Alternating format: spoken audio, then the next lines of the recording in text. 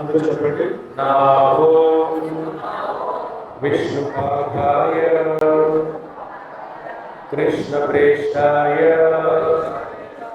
భూతలే శ్రీమతే భక్తి వేదాంత స్వామి ఇది నామినే నమస్తే సరస్వతే దేవే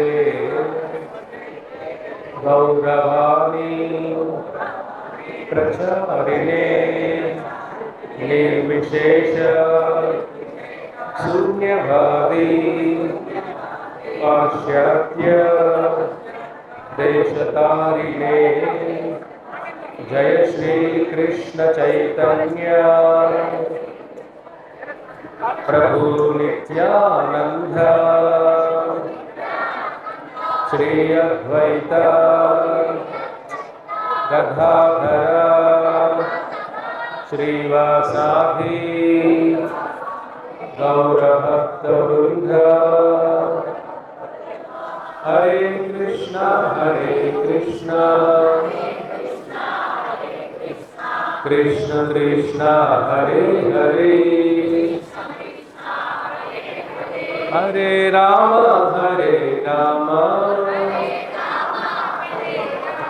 రామ రామ హరే హరే ఓం నమో భగవతే వాసుదేవాయ ఓం నమో భగవతే వాసుదేవాయ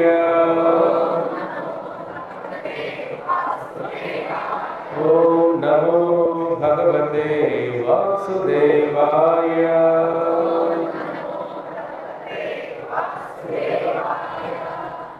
श्री जगन्नाथ रथ यात्रा महोत्सव की जगद्गुरु विश्वगुरु श्रील प्रभुपाद की अनंत कोटि वैष्णव वृंद की हरे कृष्ण। సో ఈరోజు చాలా పవిత్రమైన దినం, శ్రీ పూరి జగన్నాథ రథయాత్ర మహోత్సవం. కాబట్టి మన ఇస్కాన్ హిందూపూర్ జగన్నాథ మందిరం ఇది 2వ రథయాత్ర మహోత్సవం. మన ఇస్కాన్ బెంగళూరు వారి అనుబంధ సంస్థ ఇస్కాన్ హిందూపూర్ జగన్నాథ మందిరం. సో కొత్తగా జగన్నాథ స్వామి హిందూపూర్లో వస్తున్నారు. మరి మీరందరూ కూడా వింటారు. ఇది అద్భుతంగా జగన్నాథ స్వామి దేవాలయ నిర్మాణాలు జరుగుతున్నాయి. మీరందరూ కూడా దాంట్లో యాక్టివ్గా సేవ భావంతో ముందుకు రండి. ఎందుకంటే ఈ రీజియన్లోనే ఫస్ట్ జగన్నాథ స్వామి టెంపుల్ మీ ఊళ్ళో వస్తుంది. కాబట్టి మీరు ఎంతో అదృష్టవంతులు, అవునా?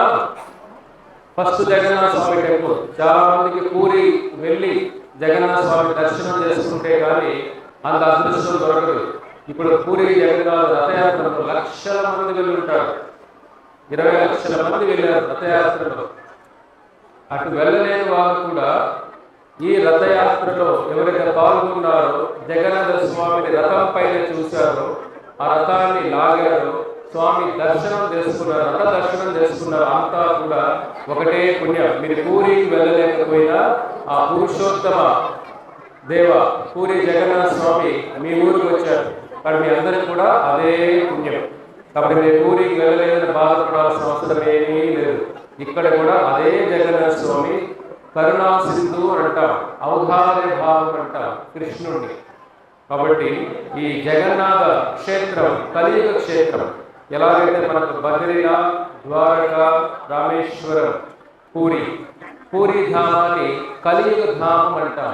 ఈ కలియుగానికి పూరి క్షేత్రం ముఖ్యమైన క్షేత్రం. చాలా మందికి తెలుసుండొచ్చు, జగన్నాథ స్వామి రూపం మీరు చూసారంటే మామూలుగా చూసే కృష్ణుడి యొక్క రూపం లాగా ఉండదు, అవునా? అందులో కృష్ణుడు అంటే చిన్న ఫ్లూట్ పెట్టుకొని, అవునా? సో ఒక త్రిభంగ రూపంలో ఉంటారు కృష్ణ భగవాను.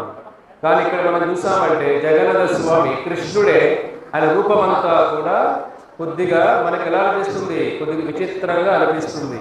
అవునా? అది మనం తెలుసుకోవాలి, ఎందుకు కృష్ణుడు ఆ రూపంలో వచ్చారు అని. సో మొట్టమొదటి మీరు తెలుసుకోవాల్సింది, ఈ సృష్టిలోనే అన్న, తమ్ముడు, చెల్లెలు, హరే కృష్ణ, అన్న, తమ్ముడు, చెల్లెలు ఉన్న ఒకే ఒక దేవాలయం పూరీ క్షేత్రం. మీరు ఎక్కడ చూసిన లక్ష్మీనారాయణ, లేదంటే సీతారామ, సీతారామ, లక్ష్మణ, హనుమాన్, రాధాకృష్ణ, లక్ష్మీ శ్రీనివాస, లక్ష్మీ నరసింహదేవ, ఇటువంటి దేవాలయాలు ఎక్కువ విష్ణు దేవాలయాలు కనపడతాయి. ఇది ఒకే ఒక క్షేత్రంలో అన్న, తమ్ముడు, చెల్లెలు ఉన్న ఒకే ఒక గుడి సృష్టిలోనే, అదే పూరీ క్షేత్రం. కాబట్టి ఇక్కడ మనకు జగన్నాథ, బలదేవ, సుభద్ర, వాళ్ళతో పాటు సుదర్శన చక్రం కూడా పక్కన ఉంటారు. కాబట్టి ఇది చాలా అద్భుతమైన క్షేత్రం పూరీ క్షేత్రం. ఒకసారి నారద ముని, అసలు పూరి అంటే జగన్నాథ స్వామి ఆ రూపం ఎలా ఈ లోకానికి వచ్చారు అని మనం తెలుసుకోవాలి. ప్రతి హిందువులు తెలుసుకోవాల్సిన ధర్మం ఇది. నారద ముని ఒకసారి వైకుంఠం వెళ్తారు. వైకుంఠం వెళ్ళిన తర్వాత లక్ష్మీదేవిని వేడుకుంటారు, తల్లి నారాయణ మహాప్రసాదం ఏదైనా కొద్దిగా ఉందా అని వేడుకుంటారు ఆయన. అప్పుడు లక్ష్మీదేవి చూసి, లేదు నాన్న నారద, స్వామి మహాప్రసాదం ఎవరికి ఇవ్వద్దని చెప్పారు అని అంటారు లక్ష్మీదేవి. నారదుని హృదయం అంతా కూడా బాధతో నిండిపోతుంది. అయ్యో, నా స్వామి మహాప్రసాదం నాకు దొరకలేదే అనే బాధలో ఉంటాడు ఆయన. ఎందుకంటే దానికి ముందు ఆ శ్రీనివాసుడు ఒక రూల్ పెట్టుంటాడు, చాలా మంది ఇబ్బంది పడుతుంటారు, ఒకరికి ఇవ్వద్దు, ఒకరికి ఇవ్వలేకపోతే లక్ష్మీదేవి ఎవరికి మహాప్రసాదం ఇవ్వద్దు అని అంటారు ఆయన. అందువల్ల లక్ష్మీదేవి స్వామి చెప్పిన ఆర్డర్ని తూతా తప్పకుండా పాటిస్తుంది. కానీ నారదుని వేడుకుంటాడు, తల్లి నా పైన దయచూపు, ఎక్కడైనా స్వామి తినేసిన ప్లేట్లో కొద్ది దొరికినా చాలు తల్లి, కొద్ది నాకు ఇవ్వు తల్లి అని వేడుకుంటాడు. లక్ష్మీదేవి, అయ్యో నేను ఇవ్వలేనయ్యా, నా నారాయణుడు ఆర్డర్ వేశారు అని అంటాడు. కానీ నారదుమని ఒక బిడ్డలాగా తల్లిని ప్రాధేయపడినట్టుగా, ఒకసారి మీ ఇంట్లో కూడా చిన్న బిడ్డలు ఉంటారు, ఏం చేస్తారు, తండ్రి వద్దంటే ఎవరి దగ్గరికి వెళ్తారు, వాళ్ళు తల్లి దగ్గరికి వెళ్తారు. అమ్మ కొద్దిగా నువ్వే నాన్నకి ఎట్లైనా చెప్పు, నాకు ఇది కావాలి. అవునా కాదా? ప్రతి ఇంట్లో జరిగేదే ఇవన్నీ కూడా. తండ్రులు వద్దన్న తల్లి దగ్గరికి వెళ్ళి, తల్లి ఏం చేస్తుంది, భార్య స్థానం కదా, ఎలాగైనా ఒప్పిస్తున్న ధైర్యం పిల్లలకు తెలుసు. అవునా? అందుకే నారదుమని లక్ష్మీదేవిని ప్రాధేయపడతాడు, తల్లి నీ బిడ్డలాంటి కదా, నేను నీ బిడ్డే కదా, నాకు ఎలాగైనా ఆ నారాయణ మహాప్రసాదం కొద్దిగా తెప్పించు తల్లి అని వేడుకు. సరే ఏం చేయాలి, లక్ష్మీదేవి హృదయం ఏమో బాధలో ఉంటుంది. అయ్యో ఇటు చూస్తే బిడ్డ అడుగుతున్నాడే, అటు చూస్తే భర్త స్వామి నారాయణుడు, ఎవరిని ఫాలో అవ్వాలి? ఆ తల్లి హృదయం అంతా బాధతో నిండిపోయి ఉంటుంది. అప్పుడు స్వామి అడుగుతారు, ఏం లక్ష్మీదేవి బాధలో ఉన్నావే? చూడండి, అప్పుడు లక్ష్మీదేవి అంటుంది, ఏం చెప్పాలి స్వామి, ఇటు సైడ్ మీరు చెప్పారు ఎవరికి ఇవ్వద్దని, ఇటు సైడ్ ఏమో నారదుడు గొప్ప మహాభక్తుడు, భక్తి ప్రచారం చేస్తున్నాడు లోకాల్లో అంతా కూడా. కాబట్టి అటువంటి గొప్ప మహాభక్తుడు మీ మహాప్రసాదం అడిగారండి, ఏం చేయమంటారు అని వేడుకు. అప్పుడు నారాయణ అంటారు, నేనే చెప్పాను ఎవరికి ఇవ్వద్దని కదా, నేను అటువైపు తిరుగుతాను, నాకు తెలియకుండా నా ప్లేట్ తీసుకెళ్ళిపో. ఎందుకంటే నేను చూశాను అనుకో, నా కళ్ళ ముందు నువ్వు తప్పు చేయలేవు, కాబట్టి నేనే అటువైపు తిరుగుతాను, నా ప్లేట్ తీసుకొని వెళ్ళి నారదమునికి ఇవ్వు అంటారు. చూడండి, అందుకే ఎప్పుడైనా భక్తిలో ముందుకు వెళ్ళాలంటే ఫస్ట్ గురువు ముఖ్యం. లక్ష్మీదేవి ఎవరు? గురువు స్థానం. కాబట్టి యశ్య ప్రసాదో భగవత్ ప్రసాదో యశ్య ప్రసాదో నాగతి కుతోపి అంటే భగవంతుడి యొక్క కృప ఎలా రావాలి? యశ్య ప్రసాదో భగవత్, గురువు కృప ఉన్న వాళ్ళకి, ఆచార్య కృప ఉన్న వాళ్ళకి కృష్ణుడి కృప దొరుకుతుంది. గురువు యొక్క దయ ఉన్న వాళ్ళకి కృష్ణుడి యొక్క భగవంతుడి దయ దొరుకుతుంది. కాబట్టి మనం డైరెక్ట్గా భగవంతుడి దగ్గరికి వెళ్ళలే, గురువు ద్వారా భగవంతుని చేరుకోవాలి. అందుకే లక్ష్మీదేవి కూడా ఒక గురువు లాగా ఆ తల్లి జ్ఞానాన్ని ప్రచారం చేయడానికి శ్రీ సంప్రదాయం అని మొదలైంది. కాబట్టి ఆచార్యుల ద్వారా భగవంతుని చేరాలి. తను లక్ష్మీదేవి ఆ ప్లేట్ తీసుకొని చూస్తే ఎక్కువ ఉండదు, కొన్ని 2-3 మెతుకులు ఉంటాయి ఆ ప్లేట్లో. అయ్యో సరే స్వామి చెప్పారు కదా, తీసుకుని వెళ్ళి నారదమునికి, నారద ఇదే నీ స్వామి మహాప్రసాదం దొరికిందయ్యా అని నారదమునికి ఇస్తుంది లక్ష్మీదేవి. నారదముని ఆ ప్రసాదం చూస్తేనే ఆయనకి హృదయం పొంగిపోతుంది. ఎందుకంటే భగవంతుని యొక్క ప్రసాదం, భగవంతుని యొక్క రూపం, భగవంతుని యొక్క లీలలు, భగవంతుడి యొక్క నామం, భగవంతుడి యొక్క స్మరణ, భగవంతుడి యొక్క దేవాలయం అన్నీ కూడా సమానం. కాబట్టి భగవంతుడి నామం ఎక్కడుంటే గోవిందా అన్నా కానీ, గోవిందుడి పక్కనే దర్శనం చేసుకున్నా కానీ, గోవిందుడి మహాప్రసాదం స్వీకరించినా కానీ, ఆ తిరుమల క్షేత్రం వెళ్ళినా కానీ అంతా ఒకే పుణ్యం, సమానమే. కాబట్టి ఒకసారి చెప్పండి, గోవిందా జగన్నాథ స్వామికి. జగన్నాథ స్వామి మహాప్రసాదం దొరకలేని వాళ్ళు బాధపడద్దండి, జగన్నాథ నామం చెప్పినా అంతే పుణ్యం. కాబట్టి ఇక్కడ నారదముని ఆ మహాప్రసాదం చూస్తానే హృదయం ఉప్పొంగిపోతుంది ఆయనకి. ఆ మహాప్రసాదం కొద్దిగా స్వీకరించే కొద్ది కళ్ళలో నీళ్లు వచ్చేస్తాయి. ఎందుకంటే భగవంతుడి నామం కూడా ప్రేమ. ఆయన నామం ఏమిటి? సృష్టిలో అన్ని మంత్రాలు కూడా కర్మని తీయలేవు.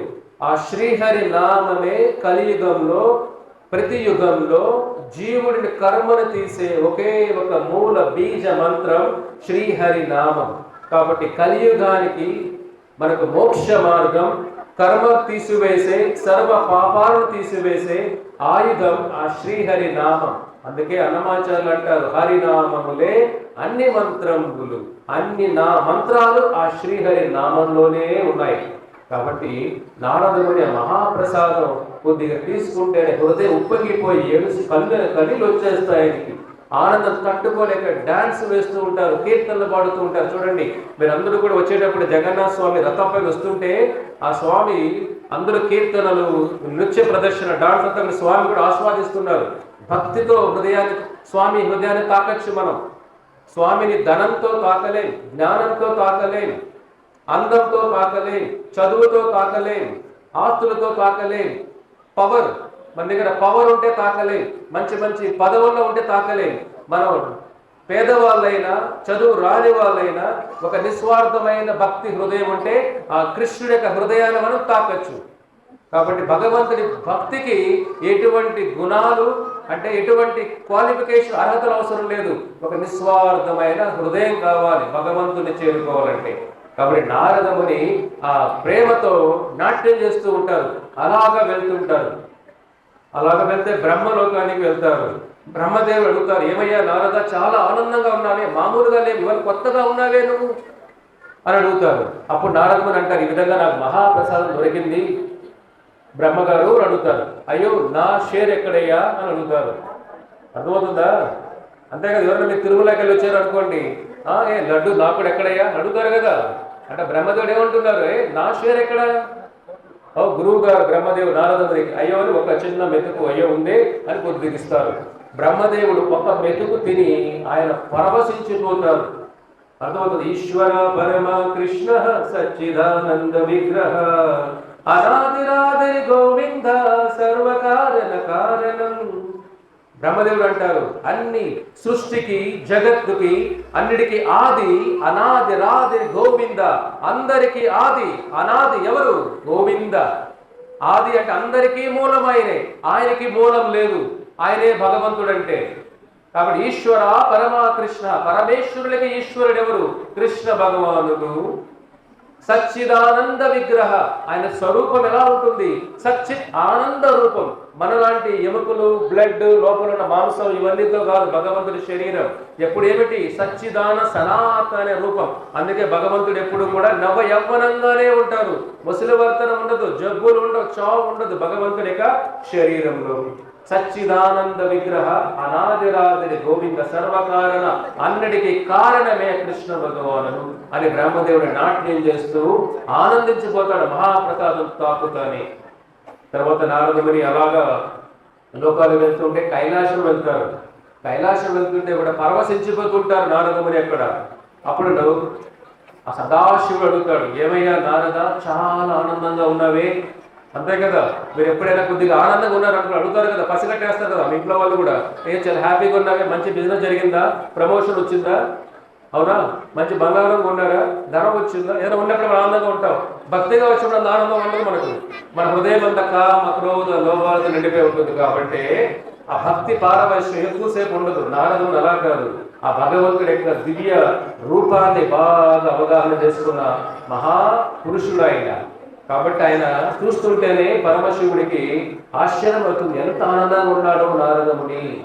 అందుకే భక్తులు ఎప్పుడు డబ్బులు లేకపోయినా, పెద్ద పెద్ద ఇన్సూరెన్స్ లేకపోయినా, భవిష్యత్తు గురించి ఏమీ ఏంటంటే భరోసా లేకపోయినా భక్తుడు ఎప్పుడు కూడా తృప్తిగానే ఉంటారు. ఎందుకంటే వాళ్ళ హృదయం అంతా కృష్ణమయం, నారాయణమయం, ఆ శ్రీహరిమయం. ఎందుకంటే భయం ఉండదు వాళ్ళ భవిష్యత్తు పైన. భక్తుడికి ఎప్పుడు నారదుడి అంత తన్మయత్తులో ఉంటే పరమశివుడే ఆశ్చర్యపోతారు. ఏమయ్యా ఎంత ఆనందంగా ఉన్నావి అని అడుగుతారు. అయ్యా ఇట్లా నా వైకుంఠం వెళ్ళాను, శ్రీమద్ నారాయణుడికి మహాప్రసాదం తల్లి లక్ష్మీదేవి కొద్దిగా ఇచ్చారు. అరే నారద, మరి నా పాట ఎక్కడా, నా షేర్ ఎక్కడ, నా భాగం ఎక్కడయ్యా అని అడుగుతారు పరమశివుడు. అప్పుడు నారదుని ఏం చేయాలి, ఉన్నది ఒక మెతుకు మనం బ్రహ్మదేవుడికి ఇచ్చేసామే. చూస్తే ఒక సగం మెతుకు ఉంటుందన్నమాట. ఆయన చిన్న గోధుమలో తెగులు చిన్న మెతుకు మహాప్రసాదం. అది చూసి పరమశివ ఇదొక్కటే మిగిలిందయ్యా అని పరమశివుడికి ఇస్తారు. పరమశివుడు ఆ సగం మహాప్రసాదం స్వీకరించి శివతాండవం మొదలు పెట్టేస్తారు. ఒక ప్రళయం, ఆనందం. పరమశివుడు ఆనంద తాండవం. అది ఆనంద తాండవం అంటే ఆయనకు ఆనందం ఎక్కువైనప్పుడు మీరు డాన్స్ చేస్తారు కదా కొంతమంది, అవునా, ఎక్కువ ఆనందమైనప్పుడు ఎగిరి గంతులు వేస్తూ ఉంటారు, ఏదేదో పిచ్చిగా ఉంటారు, అవునా, ఆనందం ఎక్కువైపోయినా కూడా. ఇక్కడ పరమశివుడు ఆనందం ఎక్కువ, ఆనంద తాండవం, ఆ నటరాజ తాండవం చేస్తారు. చూస్తుంటే అస్సలు ఎలాగంటే దేవతలందరూ ఆశ్చర్యపోతారు ఆ పరమశివుడికి ఆనంద తాండవం చూసి. అప్పుడు పార్వతీదేవి చూస్తారు, ఏమిటి నా భర్త ఇంత ఆనందంగా తాండవం చేస్తున్నారే, అవునా కదా. భార్య వెళ్ళినప్పుడు భర్తలు అందరూ ఆనందంగా ఉంటారు, అవునా, చెప్పండి అయ్యా. ఇంటికి వెళ్ళా మరి భోజనం పెడతారులేండి, టెన్షన్ పడదండి. చాలా మంది అనుకుంటూ ఉంటారు, బా ఇవాళ మా భార్య పుట్టింటికి వెళ్ళింది ప్రభుజీ, ఆనందంగా ఉంది. ఫస్ట్ అలాగే ఉంటుంది, 2 రోజుల తర్వాత ఫుడ్ పెట్టేవారు ఉంటారు కదా, మళ్ళీ ఏమవుతుంది, ఎట్లా ఎంత అహంకారంతో వెళ్ళినా అహంకారంతో జీవితం గడవదు, అడ్జస్ట్ అవ్వాల్సిందే, అవునా, ఏ బంధంలో అయినా. ఇక్కడ పార్వతీదేవుడు ఇదేమిటి, నేను లేకుండా ఆనందంగా ఉన్నాడు ఈయన, అర్ధనాగేశ్వరుడు అంటారు కదా అని పార్వతీదేవి వెళ్ళి పరమశివుడిని కొద్దిగా శాంతి చేస్తుంది. ఎందుకు నా స్వామి ఇంత ఆనందంగా ఉన్నారే, ఏమయ్యా ఇంత ఆనందంగా ఉన్నారు దేనికి అని అడిగితే అప్పుడు పరమశివుడు చెబుతారు. ఏం చెప్పాలి పార్వతి, ఆ శ్రీమన్ నారాయణ మహాప్రసాదం కొద్దిగా నాకు దొరికింది, ఆ ఆనందం వచ్చేసిన మహాప్రసాదం తాకుతానే మన శరీరాన్ని తాకుతా. అందుకే అంటాం మహాప్రసాదే గోవిందే నామ బ్రాహ్మణి వైష్ణవే స్వల్ప పుణ్యం వటం రాజన్ విశ్వాసం నైవ జాయతే. మహాభారతం అంటుంది మహాప్రసాదే గోవిందే. ఆ మహాప్రసాదం మనం స్మరించుకున్నా కూడా, తాకితే కాదు దర్శనమైన తాకినా స్మరించుకున్నా గోవిందే ఏమవుతుంది చెప్పండి, మన ఉన్న పాపాలన్నీ తీసివేస్తుంది. స్వల్పం అపియశ్య పుణ్యశ్య, మనలో ఉన్న దుఃఖాలు తీసివేస్తుంది, బాధలు తీసివేస్తుంది, కర్మను తీసివేస్తుంది మహాప్రసాదం. కాబట్టి అది వర్ణిస్తుంటేనే పరమశివుడు ఆనందాన్ని వర్ణించలే. అప్పుడు పార్వతి అడుగుతుంది, ఏమండి అర్ధనాగేశ్వరుడు అంటారు కదా, నా భాగం ఎక్కడ మరి, అర్థమవుతుందా? పార్వదేవుడు నా భాగం ఎక్కడ, ఇప్పుడు మీరు బాగానే తిరిగి డాన్స్ చేస్తున్నారు, నా భాగం ఎక్కడ? అయ్యో క్షమించు పార్వతి, ఆ ఉన్న ఆనందంలో ఆ సగం ఎదుగు తినేశాను, మహాప్రసాదం స్వీకరించేశాను, ఏమి నీకు ఇవ్వలేకపోయానే అని చెప్పే కొన్ని పార్వతీదేవి ఏమవుతుంది అప్పుడు, మీరు ఎప్పుడైనా కూరగాయలు ఇంటికి తీసుకోమని టైం తీసుకోమని ఏమవుతుంది మీకు, ఎప్పుడైనా భార్య అడిగితే మీరు ఇవ్వలేదు అనుకోండి ఏమవుతుంది ఇంట్లో, ఉగ్ర రూపం, అవునా, సామాన్య ప్రతిలో జరిగేటివన్నీ కూడా. పార్వతీదేవి మహా ఉగ్ర రూపం వచ్చేస్తుంది, తల్లికి కోపం వచ్చేస్తుంది. ఏమిటిది, నాకే మహాప్రసాదం దొరకట్లేదా అని కోపంతో తల్లి తపస్సు చేయడం మొదలు పెడుతుంది. చూడండి, పార్వతీదేవి ఈ సృష్టికి తల్లి, ఈ సృష్టికి తండ్రి పరమశివ, ఈ సృష్టికి దైవం నారాయణ. యస్తు నారాయణం దైవం బ్రహ్మ రుద్రాది దేవతః. పద్మపురాణం అంటుంది ఈ సృష్టికి దైవం నారాయణ, తల్లి తండ్రి పార్వతీ శివుడు. కాబట్టి ఆ శివలింగ ప్రతిరూపమే తల్లిదండ్రుల కలయిక. కాబట్టి సృష్టి ధర్మం అది. కాబట్టి పార్వతీదేవి తపస్సు చేయడం మొదలు పెడుతుంది. తపస్సు చేసే సృష్టి అంతా కూడా స్తంభించిపోతుంది. ఆ హిమవతి, దాక్షాయణి, వైష్ణవి, నారాయణి, ఇది పార్వతీదేవి పేర్లవి. వైష్ణవి ఆ మహావిష్ణువు శుద్ధ భక్తురాల తల్లి, అందుకే ఆవిడ పేరు వైష్ణవి. నారాయణి అని అంటాం. ఆ నారాయణుని మనస వాచ కర్మన ఆ స్వామికి సేవ చేస్తూ ఈ ప్రకృతినంతా కూడా త్రిశూలంతో ఆధ్యాత్మిక, ఆది భౌతిక, ఆది దైవిక అని త్రిగుణ ధర్మాలతో సృష్టి నడిపించే శక్తి పార్వతి శక్తి. ఆ పార్వతి ఎవరు? ఆ శ్రీమన్నారాయణ శక్తి. మయా అధ్యక్షేణ ప్రకృతి సూయతే చర అచరం. అర్జున, ఈ శక్తి పార్వతీదేవి శక్తి ఎవరిది? శ్రీమన్నారాయణ శక్తి. కాబట్టి ఆ తల్లి తపస్సు చేసినప్పుడు సృష్టి అంతా స్తంభించిపోతుంది. స్తంభించే లోకాలన్నీ కూడా అంటే వెలువలు ఆడిపోతూ ఉంటాయి, ఇంకా అంతమైపోతూ ఉంటాయి. అటువంటి సమయం అందరూ వెళ్ళి పార్వతీదేవిని శాంతింపజేస్తారు. మహాతల్లి నారాయణి, వైష్ణవి, శాంభవి తల్లి అని వేడుకుంటారు ఆ తల్లిని. అప్పుడు అందరూ వేడుకుంటే అప్పుడు కోపం చల్లారు. సాక్షాత్ శ్రీమన్నారాయణుడే గరుడు వాహనం పైన వస్తారు.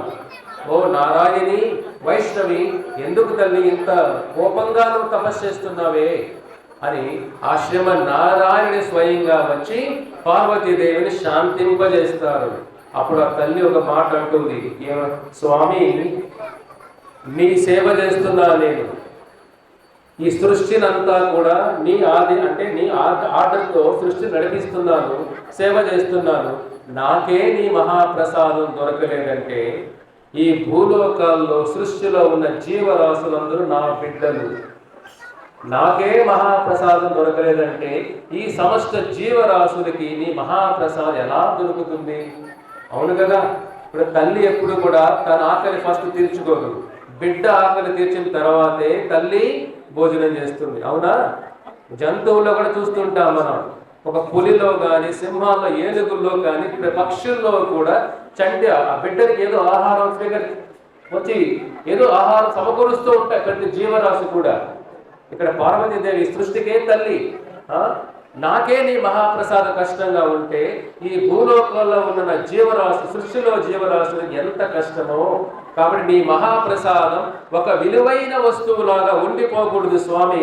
సృష్టిలో ప్రతి జీవుడికి నీ మహాప్రసాదం దొరికే అదృష్టం ఇవ్వాలి స్వామి అని వేడుకుంటుంది పార్వతీదేవి. అప్పుడు పరమశివుడు, అదే శ్రీమన్నారాయణ అంటారు, పార్వతి, ఓ నారాయణి, నీ కోరిక తప్పకుండా నెరవేరుతుంది.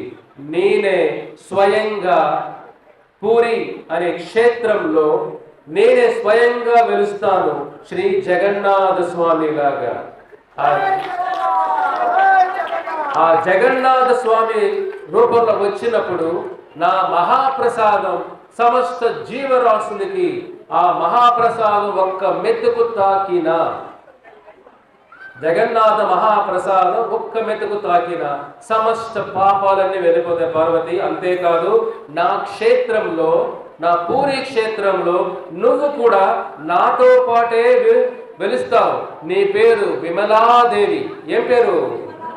పార్వతీదేవి ఇంకొక పేరు విమలాదేవి.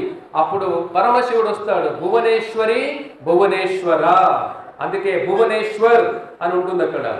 అక్కడ భువనేశ్వరుడు పరమశివుడు కూడా క్షేత్రపాలుడు, స్వామి యొక్క ధామాన్ని కాపాడే క్షేత్రపాలుడు భువనేశ్వరుడు. నువ్వు విమలాదేవి లాగా నా క్షేత్రంలో వెలుస్తావు. నా మహాప్రసాద్ నాకు నైవేద్యం పెట్టిన తర్వాత ఫస్ట్ నీకే మహాప్రసాదం వస్తుంది. నువ్వు తీసుకున్న తర్వాతే అందరికీ వెళుతుంది. కాబట్టి నా మహాప్రసాదం ఫస్ట్ నీకే వస్తుంది పార్వతి పూరి క్షేత్రంలో అని స్వామి శాంతింపజేస్తారు. ఆ పార్వతీదేవి యొక్క మహాదయ కృప వల్లే ఆ శ్రీకృష్ణ భగవానుడు జగన్నాథ రూపం తీసుకొని ఈ పూరి క్షేత్రంలో వెలిశారు. అందుకే అక్కడ మహాప్రసాదం సామాన్య మహాప్రసాదం కాదది. అందుకే అక్కడ పార్వతీదేవి స్వయంభూ మూర్తి ఉంటుంది. ఆ శక్తి పీఠం కూడా జగన్నాథ స్వామికి ప్రతిరోజు 56 రకాల స్వామికి నైవేద్యం పెడతారు. చెప్పని పోగా అంటారు. స్వామి కిచెన్ ఎంత తెలుసా? మీ కిచెన్ ఎంత ఉంటుంది? 200 అడుగులు ఉంటాయేమో మీ కిచెన్లు, అంతేనా? లేదంటే 500 స్క్వేర్ ఫీట్ 500 అడుగులు ఉంటాయి. మహాధనవంతులు అయితే 1000 అడుగులు వేసుకోవచ్చు మీరు. స్వామి కిచెన్ 3 ఎకరాలు. శ్రీ జగన్నాథ స్వామికి జయ. చూడండి, ఆయన కిచెన్ ఏమిటి? 3 ఎకరాల కిచెన్ అయింది.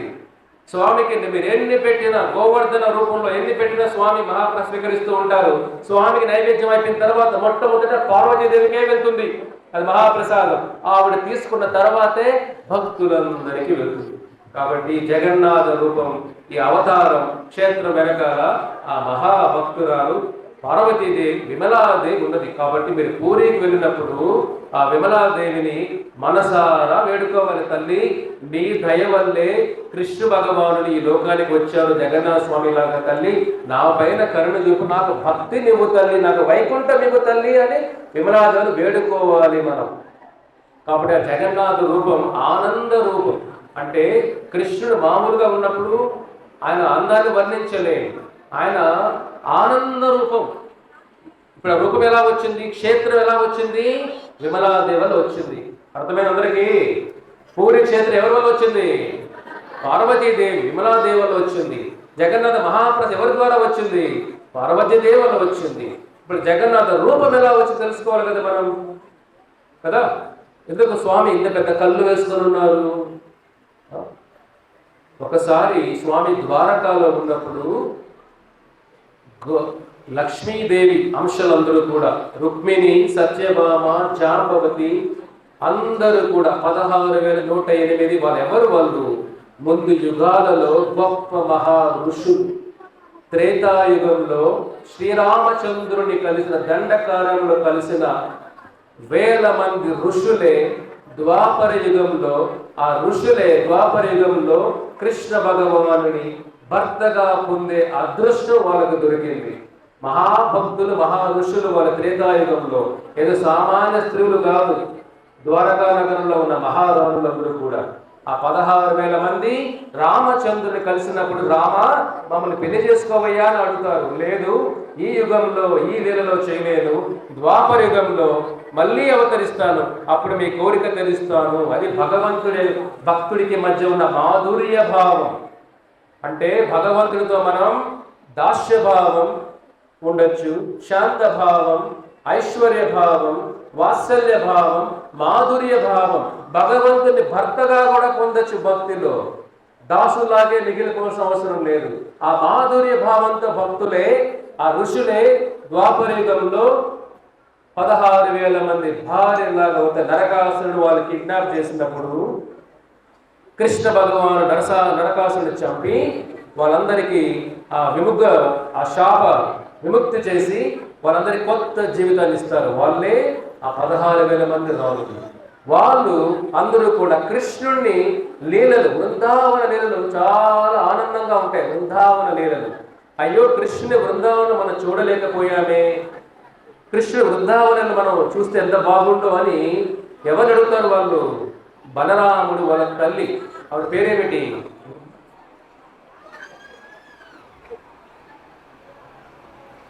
బలరాముడి యొక్క తల్లి పేరేమిటి? బలరాముడి తల్లి పేరు, బలరాముడి తల్లి పేరేమిటి? చూడండి మరి ఎంత జ్ఞానవంతులో మనం. చాలా మంది పేర్లే మర్చిపోయారు. బలరాముడి తల్లి పేరు ఎవరు? రోహిణి. రోహిణి నక్షత్రం పెడుతుంటారు కదా మీకు, రోహిణి. బలరాముడి తల్లి పేరు రోహిణి. బలరాముడి భార్య పేరు ఏమిటి?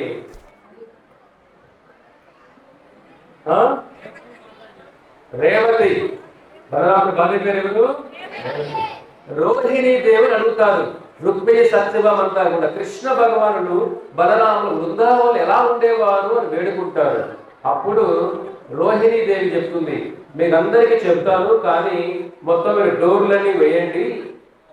కృష్ణుడు వృందావనులు అంత అంటే ఎవరు వినకూడదు అని ఆ తల్లి డోర్లన్నీ వేసి కాపులాగా ఎవరు పెడుతుంది? సుభద్రను పెడుతుంది. లోపలికి ఎవరు రాకుండా చూడు అని. సుభద్ర డోర్ కీపర్ లాగా ఉంటుంది గేటు దగ్గర. లోపల రోహిణి దేవి, రుక్మిణి, సత్యభామ అందరికి కూడా కృష్ణుడి బాల్యని, వృందావన లీలలన్నీ వర్ణిస్తూ ఉంటుంది. గోవర్ధన లీలల నుంచి, గోపీ లీలల నుంచి వర్ణిస్తూ ఉంటే బయట సుభద్ర ఆ లీలలన్నీ వింటూ ఒక తన్మయత్వంలోకి వెళ్ళిపోతుంది. ఆ లీలలు వింటూ ఉంటేనే కృష్ణుడు ఏమిటి, ఆదరం మధురం, వచనం మధురం, లీలా మధురం, భగవంతుడి యొక్క నామం మధురం, తీయదనం. మన జీవితంలో తీయదనం ఎక్కడని చెప్పండి. ఆయుష్ ఉన్నంత వరకే, ఆరోగ్యం ఉన్నంత వరకే, ధనం ఉన్నంత వరకే జీవితం తీయగా అనిపిస్తుంది. డబ్బులు వస్తే తీయగా ఉంటుందా జీవితం? డబ్బులు లేనప్పుడు తీయగా ఉంటుందా జీవితం? ఏదన్నా అన్ని బాగుంటే జీవితం తీయగా ఉంటుంది. అలా కాదు, భగవంతుడి నామం కూడా తీయదన మధురం, ఆయన రూపం మధురం, ఆయన వచనం మాట్లాడితే కూడా తీయదనమే. అన్ని కృష్ణుడు ఎలా చూసినా గులాబ్ జాములా కృష్ణుడు, మరి ఎలా చూసినా తీయదనమే ఆయన స్వామి. అది వింటుంటే లీలలన్నీ కూడా సుభద్ర తన్మయత్వంలోకి వెళ్ళిపోతుంది. వెళ్ళిపోయినప్పుడు కృష్ణుడు, బలరాముడు అలా వస్తారు. వచ్చి సుభద్ర, ఏమిటి సుభద్ర రూపం చాలా విచిత్రంగా అయిపోయిందే, సుభద్ర కళ్ళన్ని పెద్దగా అయిపోయి ఉంటాయి, ఒక తన్మత్తులోకి వెళ్ళిపోతుంది. ఇది ఏం జరుగుతుందో అని కృష్ణ బలరాములు కూడా డోర్ దగ్గర అలా చూపెట్టి వింటారు. అక్కడ ఏం జరుగుతుంది, లోపల రోహిణి కృష్ణుడి యొక్క లీలలు వర్ణిస్తుంటే కృష్ణ భగవానుడికి ఆయన లీలలు ఆయనకి ఎలా అనిపిస్తుంది, మధురం. ఆయన లీలలే మధురం. ఆయనకి ఆయన లీలలు వింటుంటేనే ఆయన ఒక తన్మయత్వంలోకి వెళ్ళిపోతారు. అయ్యో, నా లీలలు ఎంత అద్భుతంగా ఉన్నాయా అని కృష్ణుడు రూపం అంతా కూడా మారిపోతుంది, బలరాముడు రూపం అంతా మారిపోతుంది కృష్ణుడి యొక్క లీలలు వింటుంటే. అప్పుడు నారదుమని వస్తారు. నారదుమని వచ్చి, కృష్ణ ఈ రూపం ఎప్పుడు సృష్టిలో చూడని రూపం స్వామి, ఈ రూపం ఎలాగైనా భక్తులకి దర్శనం కలగాలి ఈ రూపం అని వేడుకుంటారు. ఆ రూపమే జగన్నాథ బలదేవ సుభద్ర రూపం. శ్రీ జగన్నాథ స్వామికి ఆ తన్మయత్వం, ఆనంద ఉత్సవం, మహా ఔదార్య ఉత్సవంలో ఉన్న రూపం కృష్ణ భగవాన్ యొక్క తన్మయ ఆనంద స్వరూపం అది. కాబట్టి భగవంతుడు పెద్ద పెద్ద కళ్ళతో మనం ఎన్ని పాపాలు చేసినా, మనం ఎక్కడో చోట కొద్దిసారి గోవింద అన్న చాలు, వీడు నా భక్తుడే అని మహా ఔదార్య భావంతో కరుణా సింధు అంటారు జగన్నాథ స్వామి. కాబట్టి ఆ స్వామి ఆ రూపం రావడానికి కారణమే ఆయన లీలలు. ఆ విధంగా వచ్చినకి ఇంద్రజుమ్న గొప్ప మహారాజు పూరి జగన్నాథ క్షేత్రంలో ఆ దేవాలయ నిర్మాణం ఆయన చేస్తారు. దీంతో ముగిచ్చేద్దాం. ఆయన కల్లో వస్తారు కృష్ణ భగవానుడు. రేపు నీ కలలో, అయ్యా రేపు నువ్వు నదిలో వెళ్ళే సముద్రంలో పెద్ద పెద్ద 3 కొయ్యలు వస్తాయి, అది దాన్ని నా రూపంలాగా చెక్కించయ్యా అడుగుతారు. ఇంద్రదుమ్న గొప్ప చక్రవర్తి భక్తుడు ఆయన. ఆయన పొద్దున్నే సముద్రంలో వెళ్తే పెద్ద పెద్ద దొంగ గుడ్డు కొయ్యలు వస్తాయి. ఆ ఇంద్రదుమ్నుడు ఏం చేస్తాడో తీసుకొని వచ్చి, ఎలా ఎవరు చెప్తారంటే స్వామి అంటారు, నేనే, నా భక్తులే వస్తారు. విశ్వకర్మ వచ్చి ఒక భక్తుల రూపంలో వస్తారు. ఆయన, నేనే ఈ రూపాన్ని చెక్కుతానయ్యా, కానీ నేను అంతా అయిపోయేంత వరకు మీరు డోర్ ఓపెన్ చేయకూడదు, నన్ను డిస్టర్బ్ చేయకూడదు అని లోపలికి వెళ్తారు. ఆయన శబ్దం వినపడుతూ ఉంటుంది రోజు చెక్కేటప్పుడు. 21 రోజుల తర్వాత శబ్దం రాదు. అప్పుడు ఇంద్రదుమ్న వాళ్ళ భార్య పేరు గుండీచా దేవి. ఏ పేరు? గుండీచా దేవి. ఆ గుండీచా దేవి అడుగుతుంది, అయ్యో లోపల శబ్దం రాలేదండి, ఏం జరగట్లేదేమో, ఒకసారి మీరు డోర్ ఓపెన్ చేయండి అని అడుగుతారు. అప్పుడు ఇంద్రజుమ్నుడు, వద్దొద్దు, ఆయన చెప్పారు కదా డిస్టర్బ్ చేయకూడదండి. లేదండి, ఆయన ఎవరు, అతను 21 రోజులకు ఆహారం తీసుకోవట్లేదు, నీరు తాగట్లేదు, పాపం చనిపోయాడేమో లోపలే. ఎందుకంటే ఆయన నీరు ఆహారం లేకుండా స్వామి విగ్రహం చెబుతున్నాడు కదా, పాపం చనిపోయాడేమో జీవుడండి, మీరు డోర్ ఓపెన్ చేయండి అని వేడుకుంటున్నారు తల్లి. ఇంకా తప్పని పరిస్థితి ఎందుకు డోర్ ఓపెన్ చేసే కొద్దికి ఆ విశ్వకర్మ మాయమైపోతాడు. అప్పుడు మాయమైనప్పుడు కృష్ణుడు రూపం ఇలా అవుతుంది. అర్థమవుతుందా? ఇంద్రజుమ్నుడికి అర్థంగా ఇదేమిటి రూపం అంతా కూడా పూర్తిగా లేదే, పూర్తిగా కాళ్ళు చేతులు లేని రూపానికి ఆయన బాధపడుతూ ఉంటాడు. అయ్యో మనం అపరాధం చేశామే అని బాధపడుతుంటే కృష్ణ భగవాను చెప్తే, ఇంద్రజుమ్న ఇది బాధపడద్దు, ఈ రూపం నేను కావాలి, ఈ రూపంలో వచ్చాను. ఈ రూపం ద్వాపర యుగంలో నారదముని తప్ప ఈ రూపం ఎవరూ దర్శనం కాలేదు.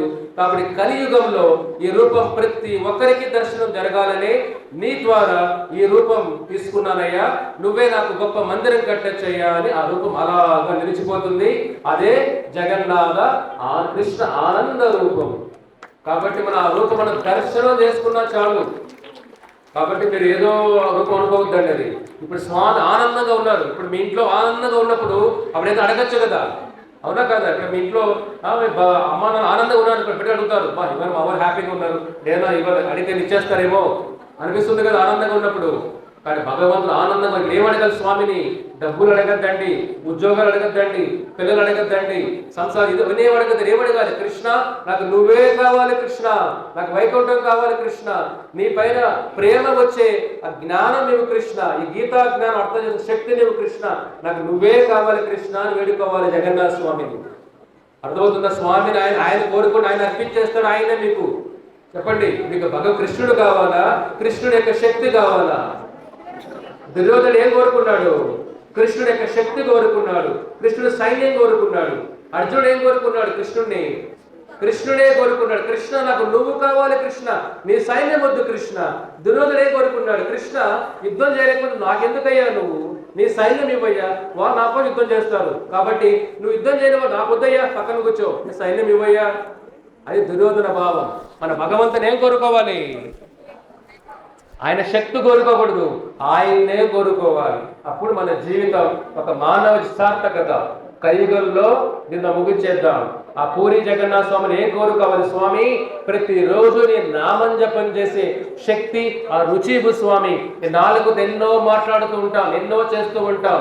కలియుగ ధర్మం మోక్షం పొందాలన్నా, భగవంతుని చేరాలన్నా, పాపకర్మ నుంచి వెళ్ళాలన్నా ఆ శ్రీహరి నామం. దీంతో ముగించేద్దాం. అప్పుడే విష్ణు సహస్రం పార్వతీదేవి అడుగుతుంది పరమశివుణ్ణి, ఓ శివ, ఆ విష్ణు నామాలు సర్వ పాపాలు తీసివేస్తాయి కదా, కానీ నా బిడ్డలకి కలియుగంలో వాళ్ళు తెలుగే సరిగా రాదు, ఇంగ్లీష్ అసలు రాదు, సంస్కృతం అసలే రాదు, వాళ్ళకేం అర్థమవు స్వామి మా విష్ణు సహస్రంలో అలా ఉంది కూడా, అవునా? కాబట్టి వాళ్ళు సులభమైన ఏదైనా మంత్రం చెప్పి స్వామి అని వేడుకుంటుంది పార్వతీదేవి. అప్పుడు పరమశివుడు అంటాడు, ఏమంటారు? విష్ణు సహస్రం పద్మపురాణ సంభాషణ. ఈశ్వర ఉవాచ శ్రీరామ రామ రామేతి రమే రామే మనోరమే సహస్రనామ తత్తుల్యం రామనామ వరాననే. అంటే ఏమిటి? అందరూ బాగా చెప్పారు, వెరీ గుడ్. ద మీనింగ్ ఏమిటి? అర్థం ఏమిటి? పార్వతి అంటుంది విష్ణు సహస్రం కష్టం కదా, ఏదైనా షార్ట్ కట్ ఉందా స్వామి సులభంగా? అప్పుడు స్వామి ఏమంటున్నాడు? శ్రీరామ రామ రామేతి, రామ రామ రామ 3 సార్లు అంటే చాలు పార్వతి. సహస్రనామ తత్తుల్యం రామనామ వరాలనే. ఆ సహస్రనామ తత్తుల్యం, ఈ సహస్రనామం అంతా 3 సార్లు రామ రామ రామ అంటే సరిపోతుంది పార్వతి, అదే పుణ్యం వస్తుంది పార్వతి. చూడండి, మన 3 సార్లు రామ రామ అంటే విష్ణు సహస్రనామం చదివేంత పుణ్యం వస్తుంది కలియుగంలో. తర్వాత పార్వతి అంటుంది, స్వామి ఇది బాగానే ఉంది, ఇంకా ఏదైనా షార్ట్ కట్ ఉందా స్వామి అని వేడుకుంటుంది. అప్పుడు పరమశివుడు అంటాడు, సహస్రనామ పుణ్యానాం క్రియావృత్తి యత్ఫలం ఏకవృత్యతు కృష్ణస్య నామేకం సమర్చయ. ఓ పార్వతి, ఇంకా షార్ట్ కట్ ఉంది దీనికంటే కూడా. సహస్రనామ పుణ్యానా, ఈ విష్ణు సహస్రనామ పుణ్యం అంతా ఏదైతే ఉందో, ఆవృత్యు యత్ఫలం, ఆవృత్యు రామ రామ రామ అంటే పుణ్యం ఏదైతే ఉందో, ఏకవృత్యతు కృష్ణస్య, ఒకసారి కృష్ణ అంటే చాలు పార్వతి, నామేకం సమర్చయ, అంతా వచ్చేస్తుంది పార్వతి అంటారు. కాబట్టి అందులో చెప్పండి, Hare Krishna Krishna Krishna Hare Hare, Hare Rama Rama Rama Hare Hare, Hare Krishna Krishna Krishna Hare Hare, Hare Rama Rama Rama Hare Hare. Last time, Hare Krishna sound రావట్లేదు. కృష్ణ కృష్ణ హరే హరే, హరే రామ రామ రామ హరే హరే. కాబట్టి ఒక్కసారి కృష్ణ అన్న, 3 సార్లు రామ అన్న విష్ణు సహస్రం చదివేసినట్టే. కాబట్టి మీరు 2 సార్లు హరే కృష్ణ మంత్రం చెప్పారు కాబట్టి హరే కృష్ణ మంత్రంలో హరే కృష్ణ కృష్ణ కృష్ణ హరే హరే 4 సార్లు కృష్ణ, 4 సార్లు హరే, హరే రామ రామ రామ హరే, 4 సార్లు రామ, 4 సార్లు హరే. అంటే విష్ణు సహస్రం మీరు 5 సార్లు చదివేసినట్టే.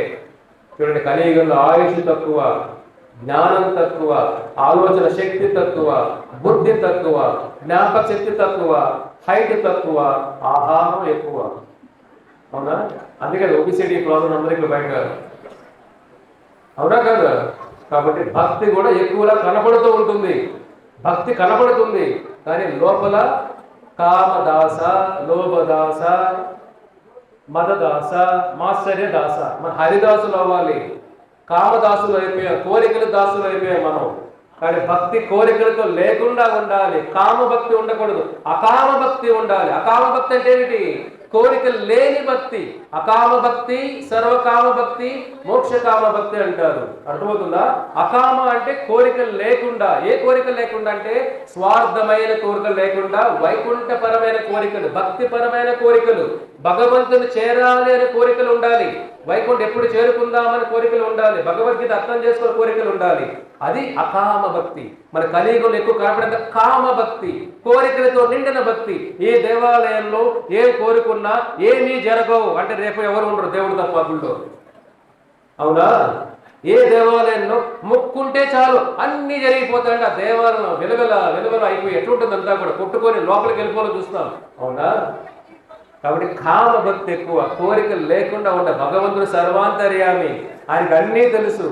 కాబట్టి మీరు ఈ ఒక్క జీవితం ఎంత స్వామి కోసం ఆరాధన చేయండి, ఆయన కోరుకోండి. కలియుగంలో ఆయన చేరుకునే మార్గం, ఈజీ మార్గం ఆ శ్రీహరి నామం. ఇది కష్టం ఉందా? విష్ణు సహస్రనామ కష్టం, హరే కృష్ణ మంత్ర కష్టం ఉందా? వాల్మీకి భవన్లో ఉన్నాం మనం.